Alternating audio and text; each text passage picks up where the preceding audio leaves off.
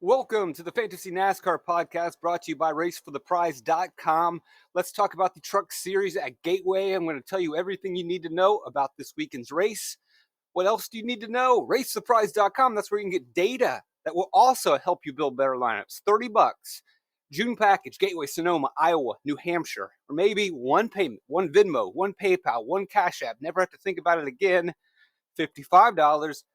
All of June, all of July, put in the cruise control, look at the spreadsheet, start making some awesome picks. Saves you time, makes it easy to play. Here is your optimal lineup. Before we get into that and break down each driver's results, what is Gateway? Well, if you listen to the Cup podcast, it's pretty much the same thing. It is very difficult to pass at this intermediate flat track, whatever you want to decide. That leads to aggressive restarts. In the Cup Series, they can usually hold their own. In the Truck Series, they usually can't. Driver experience is a problem on these hairy restarts. Also, the package they race in with heavy drag, not a lot of horsepower, bigger vehicles, you run into issues on restarts. And it's all about those restarts because you can't pass. So if it's all about restarts and that's where you have to make the gain, then guess what? It always ends up being all about cautions because they wreck each other. So then if we have a race with the proliferation of cautions at Gateway, then we get differing pit stop strategies. What does that mean for us in DFS? That means some guys are going to pit before the stage, during the stage, 2 tires, 4 tires, and it's not just random yahoos, the drivers in the top 10. Like you can see Grant Enfinger, he was a top 10 driver, maybe didn't have the best car. Majeski probably had the best car. Zane Smith was up there. Eckes had a consideration. But either way, anyone in the top 10 that goes a little bit different on strategy is going to lead laps. And so anybody in the top 10 this week is going to have the possibility of leading laps because of the cautions, because it's hard to pass. So they're aggressive on restarts. And we're going to get differing strategies, different lap leaders. And you pretty much see that. You look here, you've got Enfinger leading. We got Majeski leading. We got Zane Smith leading. And it could have easily been another in the party as well. And Friesen gets a little bit, we could have had more. 2022, look at these guys. We got Kraus, we got Chandler, we got Ben, we got Corey, we got Zane. So you get the picture. Now 2021, there's always an exception. Creed runs away with the party. 20, we go back, multiple lap leaders. 19, multiple lap leaders. You're going to have to pick the right one. Oh, yeah. How's that work? Yeah, it's fantasy. Pick the right one. Great advice. So we're going to get multiple lap leaders. Also, with the aggressive restarts and cautions, cars get taken out. Good cars get taken out. Top 10 cars, gone. Top 20 cars, gone. Your middle of pack, your lemons class are going to gain spots through attrition. Pretty much the same thing that we do. We're trying to pick cars in the back that can win their class. When we look at the lemons, who can finish around 20th, then through attrition, get up to 15th or 14th. So put that into your projections. You're going to get attrition gains because of the hairy restarts. Let's do a quick optimal explanation. Grant Enfinger ends up being the top scorer on the day with 81 fantasy points. He is your hog or dominator. He cycles to the lead. He didn't have the best car. The best car was likely Ty Majeski. Majeski cycles out of the lead at one point, then back to the front, but then wrecks at the end. Zane Smith and Ty Majeski wreck each other at the end. And so those two hog dominators do not end up in the optimal lineup because they're wrecked. And it's Enfinger. Next is Rajah Caruth. Caruth had an engine problem, does not qualify, so he starts in the back. Does not really run a clean race for GMS, but he finishes the race. And that's more than can be said for other drivers, as I mentioned before. Hairy restarts. People are going to wreck out.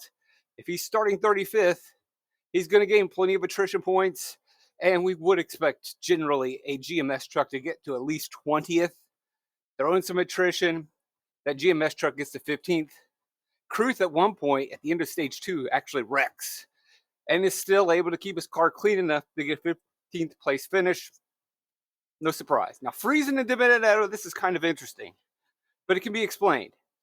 How did these guys end up in the optimal lineup? They didn't really score that much. Well, DiBenedetto did get 9 place differential points and a 6th place finish. Friesen did get a top finish, and a little bit here, fast and laps led, and a little bit here. But ultimately, 47 points from $9,000 drivers does not seem very appealing. Like, wait, how did that end up in the optimal lineup? That seems quite a bit expensive. That looks like an overspend. Well, the reason Friesen and DiBenedetto ended up there is kind of a common theme that we've seen in the Truck Series before. It's often hard to score points in these races. One, they don't run very many laps. Two, the top 10 drivers at the end of the day often start in the top 10, and so they do not have access to place differential points, although DiBenedetto got some here. But overall generalization in the series, if you're not leading laps, you don't score any points because everybody pretty much in these races start where they should. We don't get a lot of top tier equipment that will get top 5s and top 10s routinely starting in the back. We get a little bit more of that in the Cup Series. And the Truck Series, with the way qualifying sets up, you generally have a field that's set up that looks very much like the standings, which often very much looks like the end results of a race. And so, yeah, these guys do not score very many points. And generally, in the third or fourth spot, we would have probably a pretty decent place differential play, kind of like Carruth. Although DiBenedetto is pretty decent here, it's still not that great. Well, first of all, the reason why Carruth would likely be your third or fourth guy in a lineup, and you would have two hogs. Well, the first reason why Friesen and DiBenedetto, and the main reason, is that no one else scored any points. No one else did anything because they couldn't. They didn't have access. They couldn't really maximize place differential. They couldn't really, maybe they got as much finishing position as they could, but there wasn't any better plays. And that's because Exhibit A, the Hogs took each other out. So there goes a ton of fantasy points off the board. And really, if we look at it, there goes all the Hog points available. So now we're talking about, all right, does anyone got any finishing position points? Anyone got any place differential points? Friesen's like, well, I got a couple of this and that. All right, Friesen, you got enough. You got more than anybody else. DiBenedetto's like, well, I finished 6th and I got 9 place differential. All right, I guess has anyone got a better hand than that? No, go fish. And so they end up there by default. Now, the other third part of the puzzle was we had the chalkiest of chalk. Where's he at? Matt Crafton starting 34th because he was unable to qualify as well. And he was running in the top 10 pretty much all day until his wheel breaks, 2 laps remaining. And he finishes 25th. He still scores 26 points because he did run like 98% of the laps. We kind of need you to run all 160 of 162. So then there goes that massive place differential play. He slots out and these guys jump in. Now, I don't explain that as in like, oh, this is going to happen again. I'm just giving you an idea so that I don't want someone to say, oh, it's okay to overspend for just finishing position. Well, that's the way it worked out. But this optimal lineup definitely was affected by a lot of random things that happened. Like, hey, for example, Jesse Love. Jesse Love is 6,900. Yeah, makes sense. If Jesse Love, part-time driver, stepping in the number 1 Tricon truck, getting his first go, okay, it's fine. Oh, wait, Corey Heim, last year's winner, 2022's winner, gets sick. So then Love gets the number 11 truck. Pretty good ride. And he ultimately finishes 9th. Not the greatest race for him, but he also has to deal with an overheating issue, a long pit stop in his debut. Just don't mess the truck up. Bring it home to the top 10. Pretty easy to do. Probably could have done a little bit better given attrition. But either way, pretty simple play there. And then we've got Colby Howard in the robot truck again. Just runs a race where he minds his own business. Simple as that. He stays out of trouble. Other drivers do not stay out of trouble. They do not finish the race. He gets his attrition boost. He finishes 12th at 7,200. 22 to 12. That works. Nothing special. Kind of that, not necessarily a Lemons class, but back of the top tier. And he starts in a place that is pretty I mean, I guess you could put, I wouldn't put in Lemon's class. Back of the top tier, starting 22nd. Just keeps it clean. It's not a real sexy pick, but it works. That's your optimal lineup. Now it is time to break down the drivers' races. Well, first of all, we'll start with the guy that's not there. It's Corey Heim. Sick. This is the race. Love jumps in. Good day for him. And then we have Tony who jumps in. Did Tony Breidinger? She jumps in for the one. And really a disappointing day. You would expect her, with all the attention that Tony Breidinger receives in the ARCA series. Just seems like this one's not getting put together. Great opportunity. Just don't wreck and get some attrition gains. Got their turn laps. Then again, she wasn't supposed to race. So I'll give her the benefit of the doubt. She's a super sub. All right, that's enough Tony Breidinger talk for one day. Where I want to go next to help us get a better understanding of the race is Daniel Dye, running for GMS. And if you look at Daniel Dye's laps, it really illustrates how this race is going to work and what can work, what won't work, and the fluid dynamics. The first thing you'll notice on your screen is, hey, he ran 57 laps in the top 5. It's pretty good. Almost the same amount of laps that he ran inside the top 10 too, which is actually kind of peculiar. A lot of times we see that get cut in half. Like a Ben Rhodes who ran 149 in the top 10, was able to get 68 in the top 5 or whatever. So, or you either see like all of it almost, but it is kind of interesting. Like he was just in the top 5, and then he wasn't. So that's pretty much this race. What do I mean? Okay, let's follow. Dye's basically a 15th, 17th place truck running for GMS. No surprise, got a pit stop, right back to 15th place truck. We're 50 laps in, really no surprises. And that's nothing to write home about. Here we go. Now on lap 57, get some more pit stops, good restart. Lap 57, he pits right before the end of the stage. So this end of stage 2 is coming up. Rather than run it out, he comes in, gets 4 tires, able to gain some spots. Now, what he will do in stage 3 is stay out. And now all of a sudden, that 15th place truck is in 2nd place. This is what we see. And you can see up here, Grant Enfinger employed the same strategy of pitting. And then he stays out, and now he will cycle to the lead. But it's more exaggerated with Daniel Dye, and that we've got a guy who's a 15th place truck who's now 2nd. Who now has an opportunity to lead laps. But he's not going to lead laps because he doesn't quite have the speed. Like I said earlier, top 10 guys are probably going to cycle in and out of the lead. A Daniel Dye, a Daniel Dye top 15 truck. Now, a Daniel Dye this season, I could see him possibly leading. And so there it is. Now all of a sudden, Dye is just running up front. Nothing has changed. And like, oh, well, he isn't going to last. Well, why wouldn't he last? He's up front. There's going to be a bunch of cautions and restarts. Yeah, if we get a long run, maybe we'll have some issues. But are we going to get a long run in this race? If you look at the way stage 1 and stage 2 are already positioned and set up, pretty much regardless of wrecks,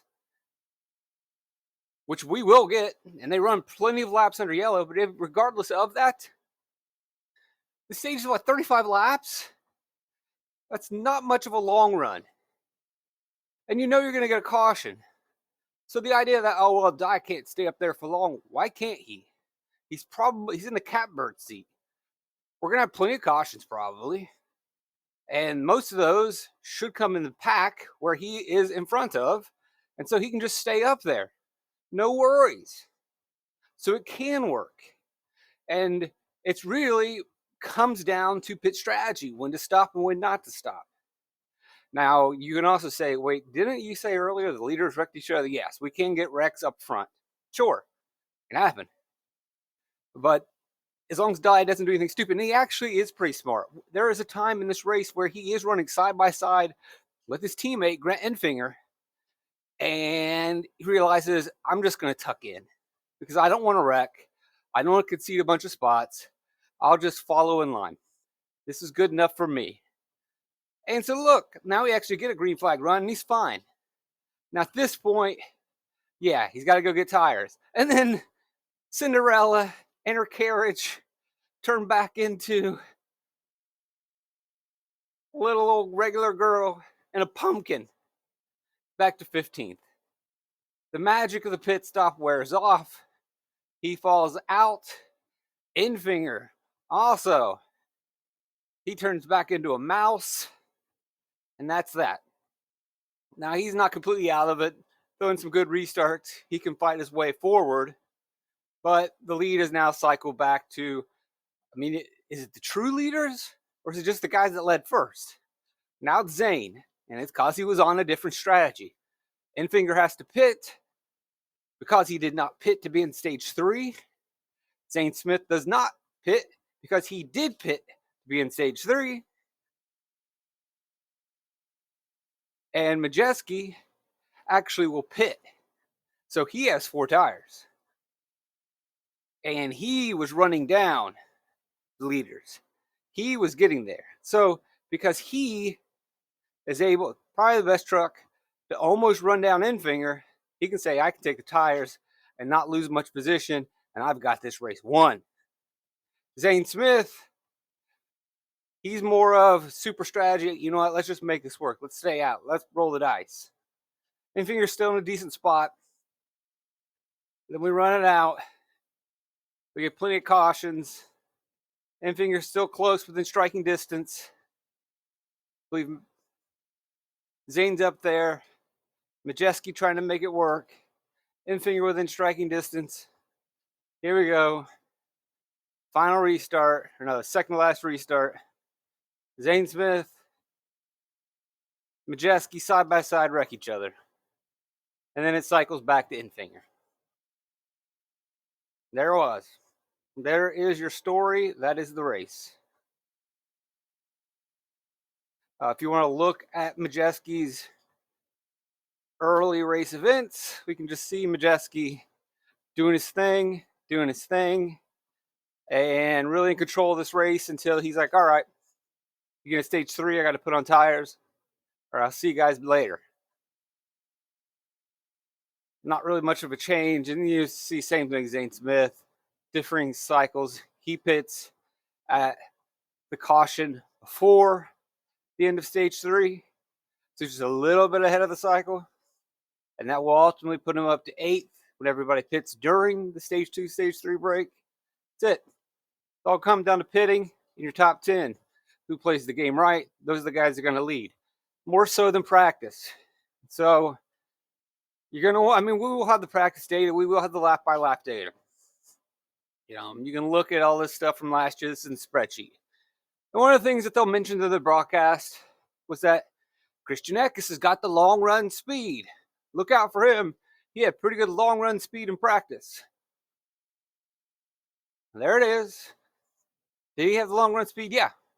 Guess we haven't talked about it all. Here he is. 10 lap average, 15 lap average. The guy ran a 20 lapper.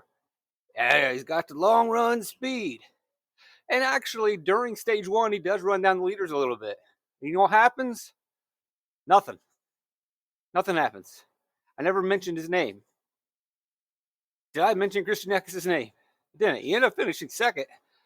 But he's right up there with the leaders throughout this stage. And where's that long run speed? What did it do for him? During this part of the race or any part of the race? In the end, it was pit cycling. Didn't matter. Cool, you got long run speed. This is a pit strategy race. It's a sequencing race. It's a good pit stop race. He survives, gets a second place finish, but his average running position was actually worse than Friesen's, worse than Enfinger's, worse than Penn Rhodes. So I am not really that excited about practice speed. I'm not saying completely dismiss it, but any top 10 driver who plays the strategy game right and gets the lead is going to stay there, regardless of long run speed. The tires don't fall off that much. All right, let's continue to walk through who matters. Ad block. What are you doing, ad block? Oh, I guess we'll start at the bottom. Kind of bounce around here. So you got Jack Wood, who finishes 29th. The always perplexing Jack Wood. What did he get into this time? Well, I think this time we get to give him a little bit of a pass. Jack Wood was trying to avoid Norm Benning, and he gets wrecked by Chris Hacker in the 02 Young truck. Yes, that Norm Benning.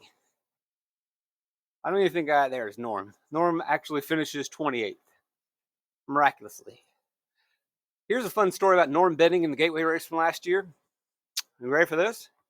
He received 4 lucky dogs in the first 100 laps. Say what? That is right.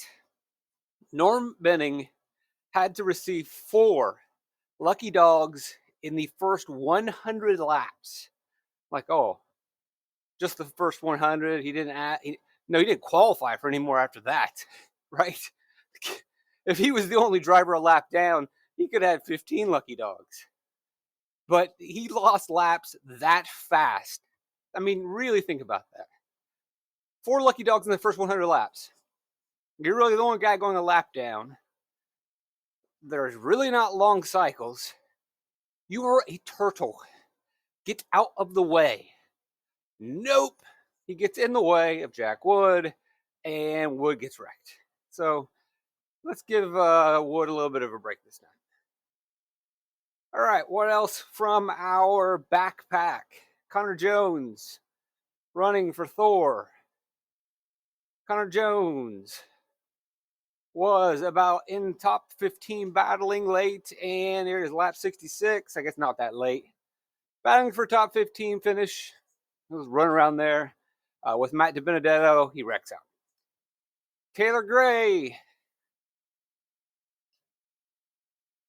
Not quite as good as Taylor Gray this year, but still a developing Taylor Gray. Was in 18th place, lap 79. He spins, brings out the caution, falls to 29th, but eventually rallies that Tricon truck back, and with attrition gets himself a 14th place finish, 13th place finish. Possibly could have even got a top 10. Not a bad day given the spin. Haley Deegan, oh, what'd she do? Well, wasn't bad until it was bad. It's your typical Haley Deegan race. Starts 19th for Thor. Running around the back end of the top 20, gets a little of a pit boost, is in 11th, and then she wrecks. Tough luck. Dean Thompson. Well, if he's not in the top 10, then it's a spin or it's a mechanical issue. Today it was a mechanical issue very early in the race. Tough luck.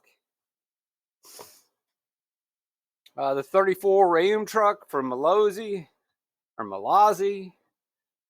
mechanical issue. Tyler Ankrum has a disappointing day. Why? Here we go. We'll flip it over to lap 119. Long in the run. Now, again, we talked about pit cycling, when to put tires on. Lap 119 comes. The team decides we can't stay out any longer. We got to do our green flag pit. They drop to 28th.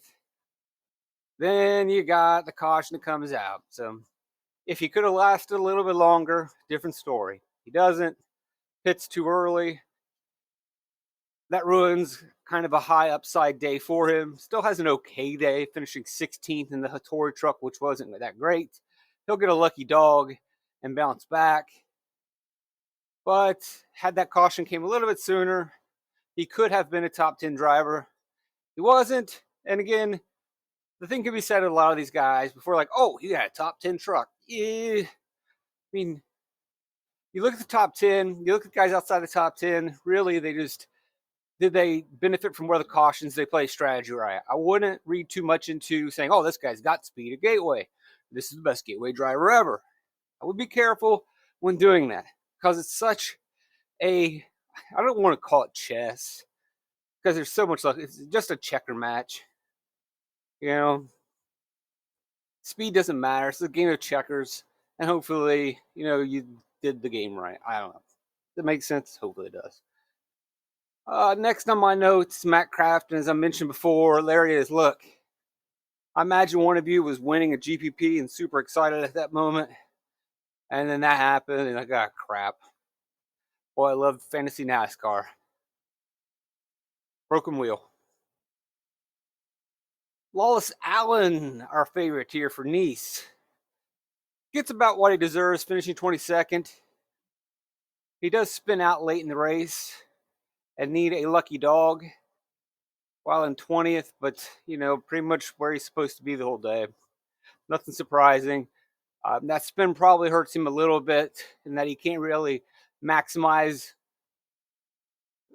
attritional gains at the end and get the most out of his niche truck. But again, it is Lawless Allen we're talking about. Brett Holmes, on the other hand, does maximize. He spins out on lap 2, gets himself a lucky dog at one point, rips back, and runs around 25s. You nail it. Gets some attrition gains here.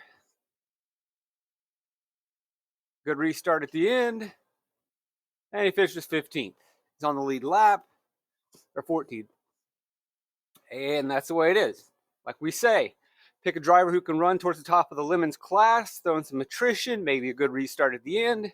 And today was the day for Brett Holmes. Although he doesn't end up in the optimal lineup, he could have been in the winning lineup. And Timmy Hill had a pretty good day. Same thing, just doesn't quite get the big restart at the end, doesn't quite make all the gains, stays clean, stays out of trouble, is there to compete at the end, running at the front of the Lemons class, just ends up being Holmes' day. Holmes ahead of Hill, Holmes ahead of Mills. Not a good day for Curry. Well, not necessarily. He had a 10th to 15th place truck for most of the race, but he spins out late and then needs a lucky dog. There it is, lap 121. He's about 10th to 15th. In the 2023 season, I definitely put him back in the Lemons class this year. He's clearly in the top tier class, but he could have been the winner of the Lemons ahead of Brett Holmes and Mills and Hill. But that spin drops him out of contention. He does get the lucky dog, gets back on the lead lap, but it's not going to be his day. Probably a lesser tire issue, right? Spun out on his tires, probably didn't have another set. Carruth, we've already talked about, grinding out a good race. Carson Hocevar, haven't mentioned anything about him. What did Hocevar do in this race? Ultimately finishes 4th. Well, because of unapproved adjustments, he has to start in the back. So that puts him a little bit behind the 8 ball. Like, oh, well, whatever. That's a pretty tough challenge to start in the back at Gateway. A track where it's not easy to pass. And, he is going to have pit strategy to help himself kind of cycle forward. But so does everyone else, and they're already close to the front. I think sometimes like, oh, well, I'll just pit off sequence and I'll jump forward. Sure, you can do that. And let's say you do that from 19th. Well, the guy that does that from 10th can do the same thing. The guy in 15th can do the same thing. And so you can make some gains, but it's not going to be like steroids. And ultimately, you're going to have to pit at another sequence that's going to drop you right back to 19th sometimes. Like right here, oh, wow, boom, right back up to 9th. So it works a little bit. But when he's going to have to pit later, he's going to drop right back. And making that worse is not only is he going to have to drop right back, although he has made gains up to 6th, he has a slow pit stop. And so he drops to 28th. Now, through the course of the race, he just grinds it out. He doesn't wreck. He doesn't have any mechanical failures. And he finds himself in the top 5 at the end, which he should be able to do in that Premier Nice truck by Phil Gold. I believe Phil Gold and Ross Chastain won here in 2019. Not a bad day. Perhaps if he doesn't start in the back and doesn't have that pit road issue, he could easily be the winner. Now, that same could be said for any of these guys, really, right? Because we started the podcast saying, if you played the pit strategy right and you came out on the front row and you had basically a top 10 car, you had a really good chance of leading laps. Friesen got some. X never got his chance. Infinger was his guy. Majeski and Zane Smith. So really, any of these guys, had they just been a little bit better, 2 cars better, Enfinger just made the right passes when he was in the top 10, so that when we did pit cycle, he cycled the first. Had Rhodes passed a couple more cars, then it's time to pit, and he pits in front of Enfinger, well, then he would have cycled to the lead, and his car would have been considered one of the best. That's simply really all it is. That's going to do it. It's a wrap. Broke you down. Gateway. Probably talk about pricing tomorrow. Hope you enjoyed the show. Thanks for joining me. Blessed to have you guys around. Love you guys. Trip the light. Fantastic.